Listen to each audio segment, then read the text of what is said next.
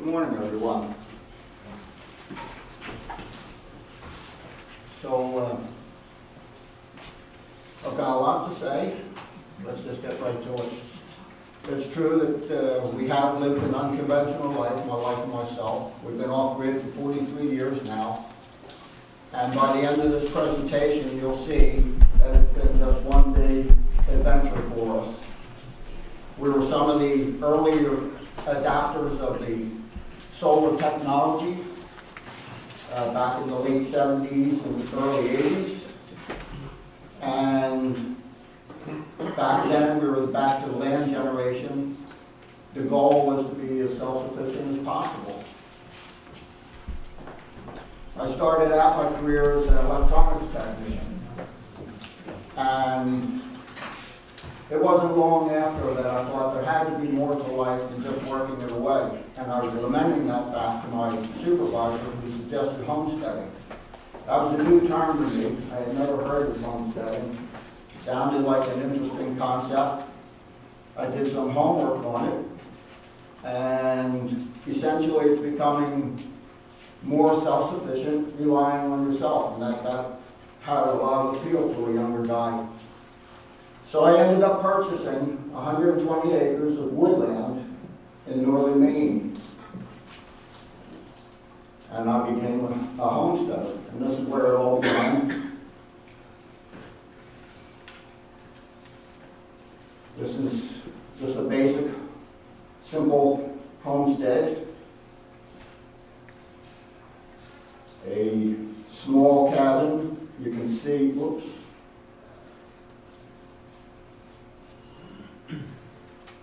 The small solar array there. That was a woefully underpowered setup, but it was a great learning tool as well. I just want to point out all the lumber for the house came from our property. And instead of OSB or plywood, we ended up using boards to board the property in. When I look back at my life, everything's been a stepping stone. Everything has been, one thing gives you the confidence to do something a little bit more challenging, a little bit more out of the box. When I first started out, I knew nothing about solar power, animal husbandry, gardening, plumbing, house construction, the whole works. With the teamwork of my wife, Joanna, we kind of tackled these things. We became adept at each thing. And that's quite the confidence booster to go outside the box and challenge yourself a little bit more. So here I am, I'm out in the woods, and I get a knock on the door. Who could that be? I'm not expecting anybody. Keep in mind, this forest, I'm a young guy, I really don't have any clue of the economic value. I know that the woodlot provided the lumber for the house, but I had no understanding of what I had surrounding me until that knock on the door. And as it turns out, that knock on the door was a local lumber. It was inquiring about whether I had an interest in selling stumpage. Well, that's a new term for me. I have no clue what stumpage is. So I ended up educating myself. I contacted the state forester, some of the local industrial foresters. I hired a consulting forester, and ultimately we joined the National Tree Farm Program. And this is just a sign that the notes that were part of the tree farm program, it's got our name on it, and it's visible, so it's a visible reminder for anybody coming down the road. The public sees that this piece of property is being managed for something a little bit better than just a woodlot. Again, when I started, here I am, I'm surrounded by forest, and I have no idea what the potential of this is. But if a logger sees the potential, that gets me to thinking, what am I missing? And I'm no stranger to doing hard work. I'm a hard worker. I'm happy to do the hard work. So I started out with a farm tractor, and a PTO-driven winch on the back. Anybody that's ever done any logging with a farm tractor knows that's a pretty frustrating experience, but it was a learning experience. We ultimately moved up to a skidder, which is a proper piece of equipment. And I made logging my career for 20 years. I did it safely. I cut thousands of cords of wood off the property. And all that cutting was selective harvest. This sure is a hard way to do it.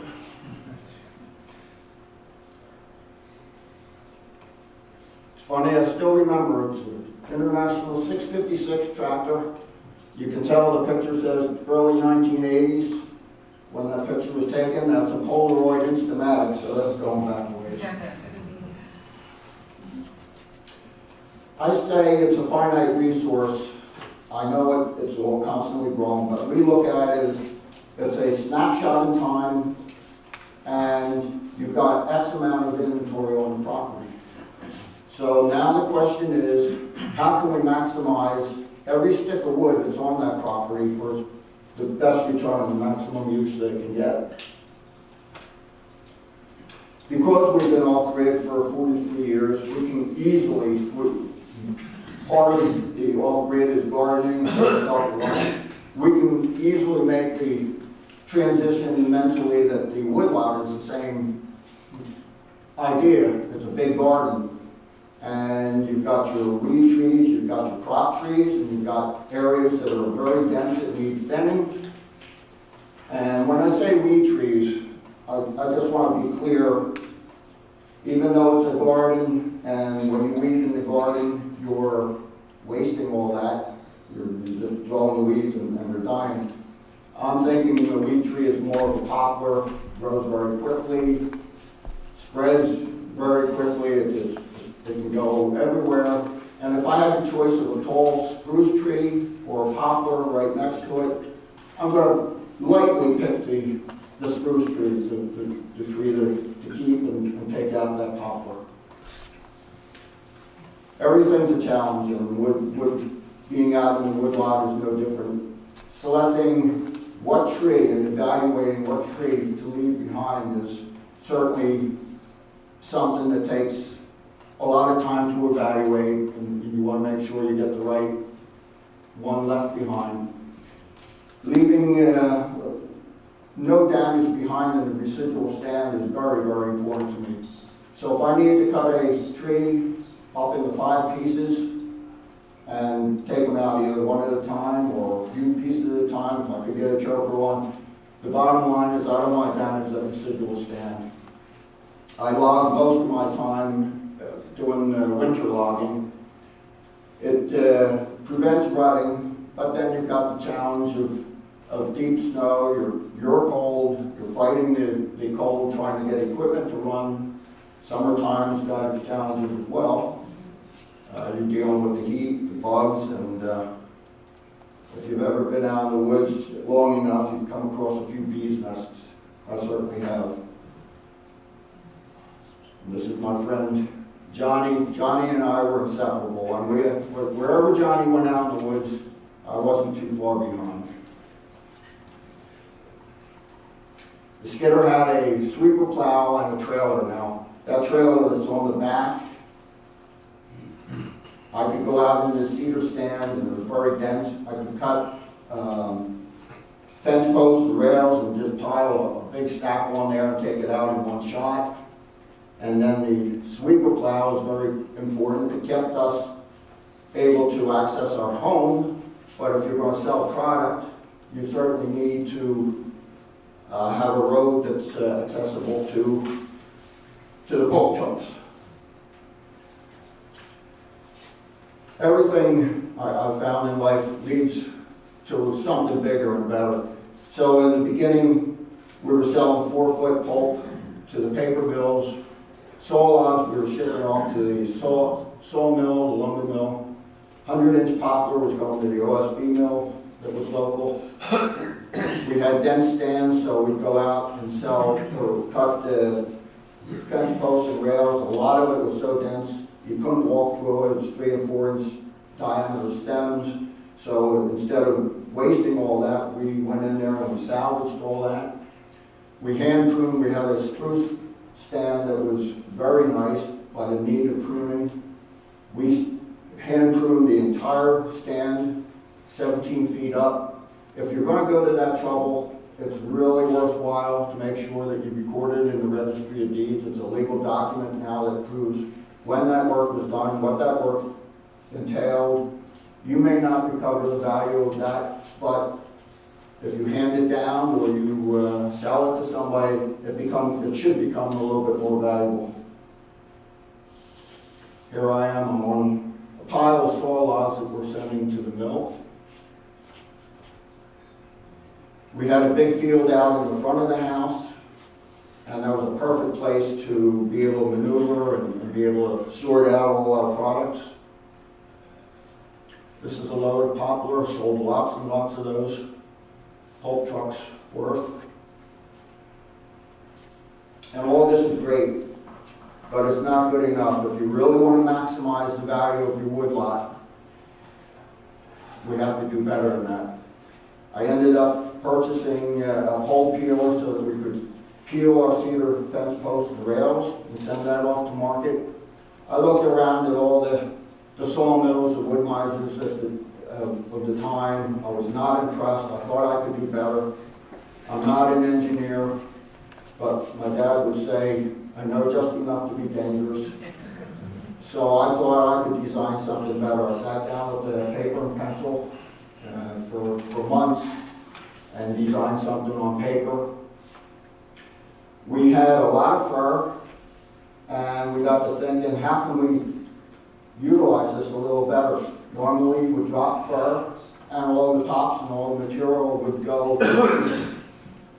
What we did is, instead of doing it in the summertime or willy-nilly, we cut our fir in November, and then instead of wasting all the tops and the tips and stuff, we had a mail-order Christmas wreath business. So we salvaged something that would normally be wasted, made good money on it, and sold roughly 80 to 100 each year selling mail-order Christmas wreaths. And for the efforts, we were recognized twice as the County Outstanding Tree Farm, and I believe once we were the state runner-up.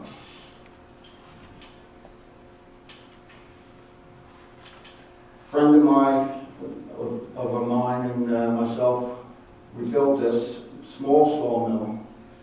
It was a learning experience. It was something to build my courage. Now the question is, do we go in big on this thing and really take a big gamble? And of course the answer is yes.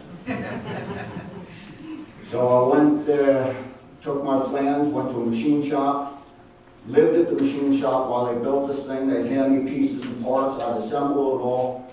Those are true 36-inch, 3-foot bandsaw wheels that have Ford gas industrial engine on it. It was quite a rig. So this is what I came up with. I'm testing it now. It would handle a 24-foot log. It was portable. Had a valve bank, fully hydraulic, that you could just log turners, log dogs, log levelers, log loaders. And then over here, that's a control panel so that I could control the speed, up, down, back, forth. I could deal with knobs and push buttons and make this thing play by itself. Now we're ready to saw some lumber. It's all ready and tested. And this is what we're after. We're after lumber, and this is a great start. This is even better though. I've got a load of peeled cedar fence posts and rails ready to go to market. I'm loading up a tractor trailer of cedar cans and boards. And the bottom line of all this, you don't need to hire a crew to do this. A motivated team of a husband and wife can do this. We're living proof of it. We took all the sawmill slabs and put them in the skidder roads. Again, we're trying to do as least damage as possible. The sawdust went into the garden, and we had animals that became great animal bedding, but there's always time for some adventures. So I thru-hiked the Appalachian Trail. It took me 5.5 months of my life. I did that in the wintertime. If anybody knows anything about the Appalachian Trail, it's a little over 2,100 miles. It goes from Georgia to Maine. And it was a great opportunity for me to see different woodlots along the eastern seaboard.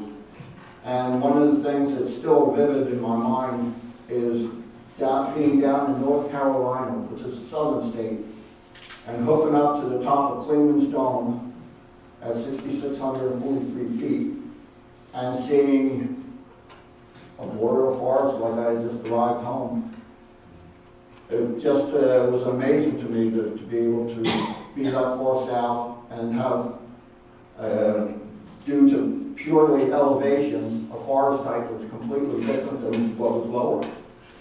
I also bicycled across the U.S. I put a hand in the Pacific and then finished with a hand in the Atlantic. Again, that was an opportunity to bicycle across the northern tier states and see different forest types.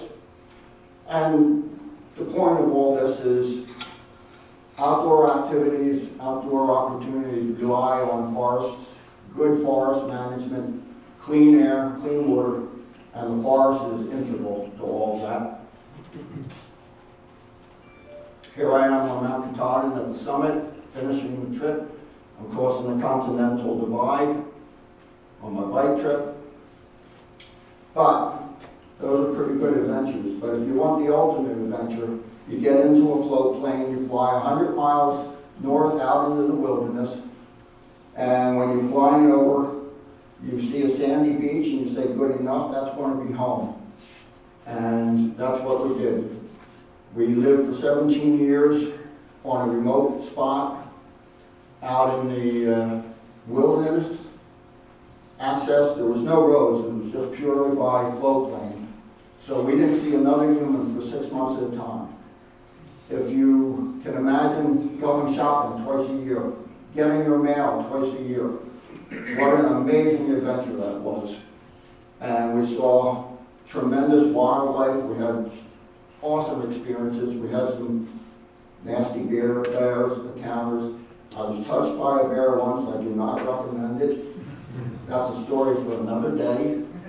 And forest fires, we've had a big time experience with forest fires, which I'll talk about a little bit more. That's our home, the sandy beach you can see. And that's where we lived, and everything that you see was flown in. And we built that. You can see we've got a little bit better solar array, and it's a hybrid system that I've got a wind turbine out there. And then a greenhouse on the south side, so we're still able to garden and do all kinds of great stuff out there. It's another aerial view. And it was a privilege and an honor to really be able to call the wilderness home. We've got caribou on the lake. The northern lights were spectacular. We had a resident Martin that would come to visit. I could have different kinds of birds eating out of my hand, or if I was sitting, they'd be in my lap. It's just an amazing, amazing time. And the predominant species is jack pine and black spruce, and they burn with a vengeance. It was a completely different forest type than what we're accustomed to. We know when we went out there that we would be dealing with forest fires. We had no clue, though, of the scope and the ferocity of how fast these things can burn. By the time we left, 750,000 acres had burned around us. There was one time I was out in the lake, completely surrounded by fires. As far as I was concerned, the entire world was on fire that night. It was lobbing embers around that even islands in the middle of the lake were burning. I encourage everybody, because of my experience, if you're in spruce, fir, or pine forest, you live there, the climate seems to be getting a little more funky, forest fires are becoming a little more prevalent. I urge you to to have not only one plan, but 3 plans. Plan A, B, and C to get out. If you see a column of smoke over there, you're going to get out and dodge behind you. And you've got a number of plans so that you don't have to think. It's automatic. You just get out. Because I'm a sprinter. I'm still a sprinter. And there's no way in the world I can outrun one of those once they're moving. Sprinklers, and I'll go into that a little bit more. This is the Dobbin Naval Fire, which was shortly after we arrived, and that burned 550,000 acres, literally incinerated everything. That's how close it got to us. So, that's a helicopter pad that I cut before the fire came, and that was needed to get Joanna out. It's good that I had that. We're responsible. When we go out, our attitude is we're self-reliant. We're responsible for ourselves. Even though CERM, which is Saskatchewan Management Resource, people have their own fire suppression stuff, we went out there with our own fire pump, and we're sucking out of the lake. The idea is we've got a 1.5-inch true fire hose coming up to a manifold, which is mounted at the house. The idea of that manifold is now the water's coming in. Now you can branch off and send water and divert water to wherever you want.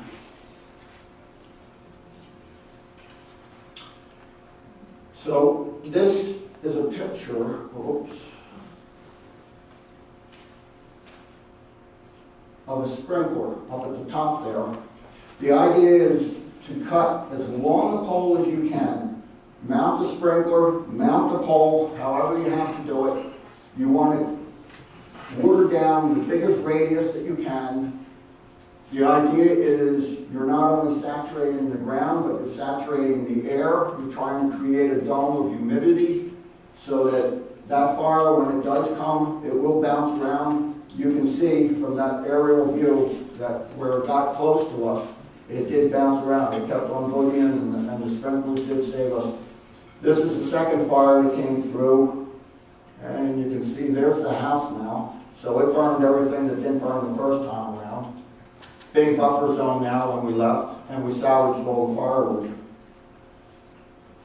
You never want to see this. When the boiling black smoke is coming up, you're in trouble.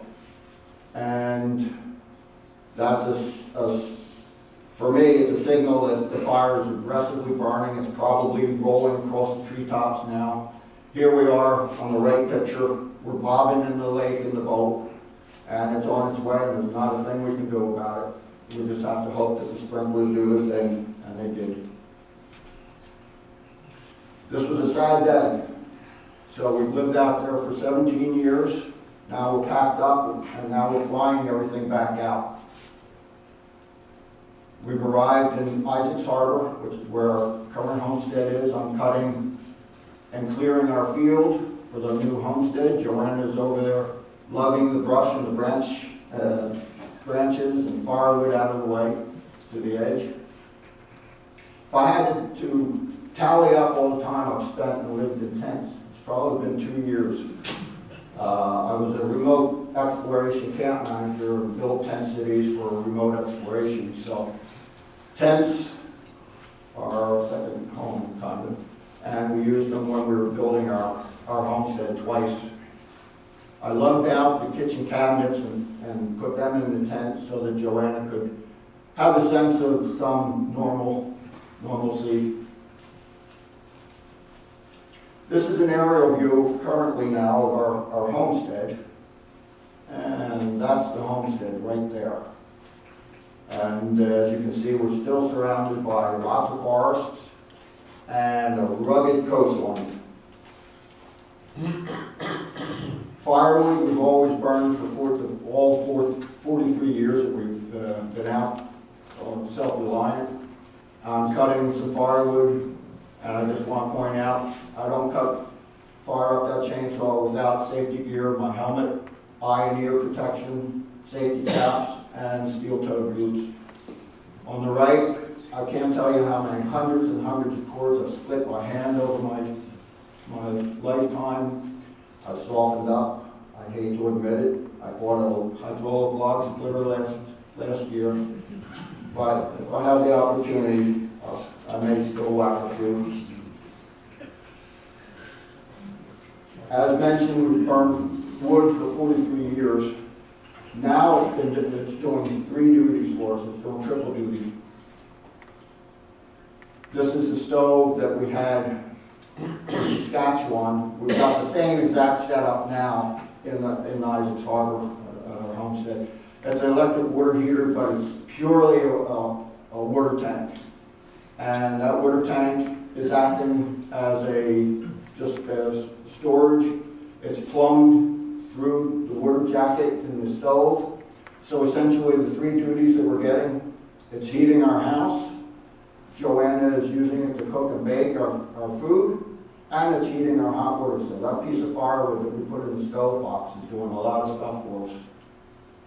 And that's called a thermal siphon loop. So here's the homestead. We're surrounded by the forest, which I've been in, and I've used a clearing saw and spaced all the trees. That's just a narrow perspective. It's much, much wider that we've thinned out.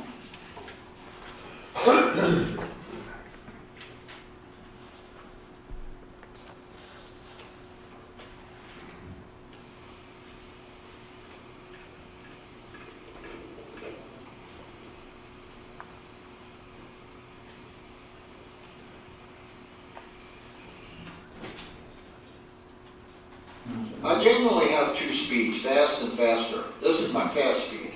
If I was going faster, I'd just be a blur.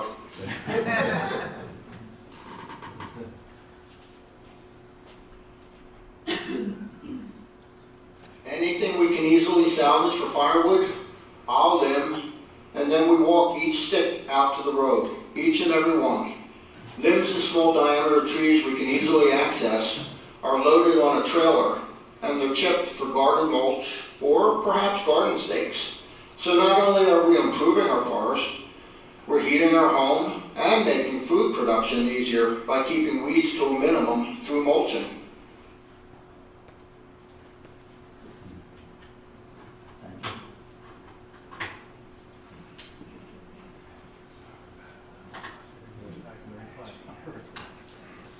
So what we're trying to do now, the plan is create a network of trails throughout the property so we can access it for our own enjoyment and for ultimately the public's enjoyment.